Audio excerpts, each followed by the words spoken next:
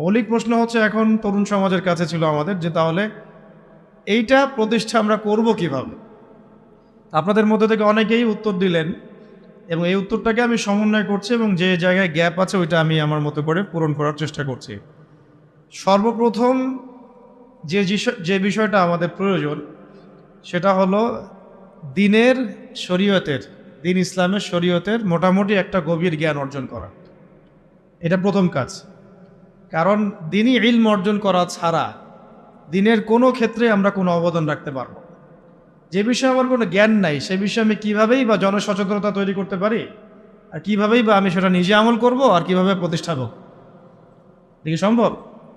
সম্ভব না। আমি যদি নামাজ সম্পর্কে আমার জ্ঞানই নাই কিভাবে পড়তে হয়, তাহলে আমি তো নিজেই পড়তে পারবো না ঠিক মতো। তাহলে আমি মসজিদে কিভাবে প্রতিষ্ঠাই বা করবো, কেমন করে ইমামতি করব, আর কেমন করে বা আমি নামাজ দেশেই বা প্রতিষ্ঠা